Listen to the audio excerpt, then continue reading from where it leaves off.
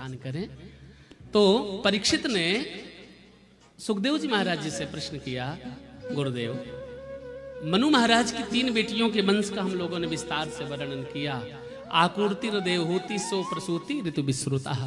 आकुति महारानी, प्रसूति महारानी और देवहूति महारानी के वंश का विस्तार से वर्णन किया। इन्हीं मनु महाराज के 2 पुत्र हैं, प्रियव्रतोत्तानपादो। एक प्रियव्रत है, दूसरे उत्तानपाद है। ये कथा विश्व विदित है कि उत्तानपाद राजा की 2 पत्नियां थी। बड़ी रानी का नाम था सुनीति, छोटी रानी का नाम था सुरुचि। सुरुचि के गर्भ से उत्तम नाम के पुत्र ने जन्म लिया। असुष्टिर नीतिर यश सह सुनीति, जो शास्त्र की नीति के अनुसार जीवन यापन करे, उनका नाम है सुनीति। उनके यहां पर बालक ने जन्म लिया, उसका नाम पड़ा ध्रुव। ध्रुव माने अकाट, ध्रुव माने सत्य, ध्रुव माने जो कभी कटने वाला ना हो, मिटने वाला ना हो। जैसे जीवन यदि हमारा है तो जीवन में मृत्यु ध्रुव है, अकाट्य है, सत्य है। दुनिया की कोई ताकत उस मृत्यु को टाल नहीं सकती। ऐसे नन्हे से बालक ने जन्म लिया, सुनीति महारानी के गर्भ से नाम पड़ा ध्रुव। लगभग 5 वर्ष की अवस्था थी। एक बार राज सदन पर, राज सिंहासन पर महाराज उत्तानपाद बैठे थे कि एकदा सुरचे पुत्रो अंके मारो पुलालयन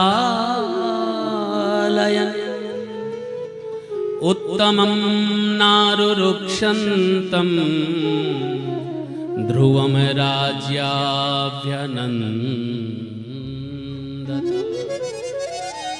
ऐसा श्री सुखदेव जी महाराज कहते हैं कि एकदा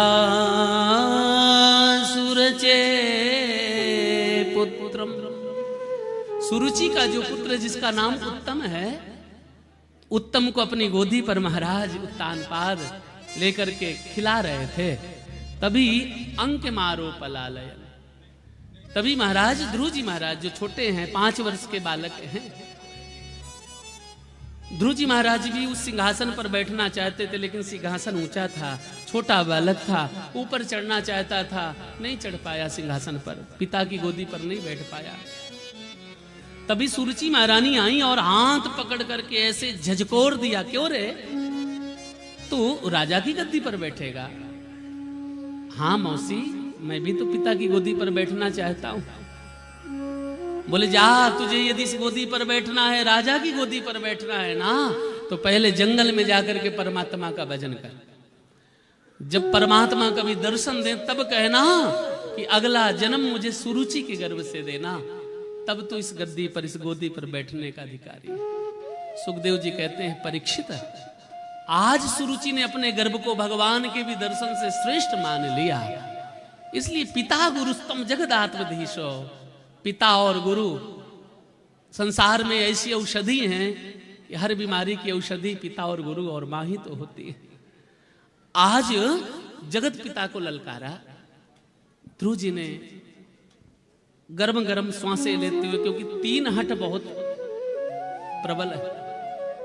बाल हट, बालक यदि हट कर बैठे तो महाराज चाहे तुम कितनी चीजें उसको दिखाओ, लेकिन नहीं, वो जिद ही पकड़ेगा, मुझे वही चीज चाहिए।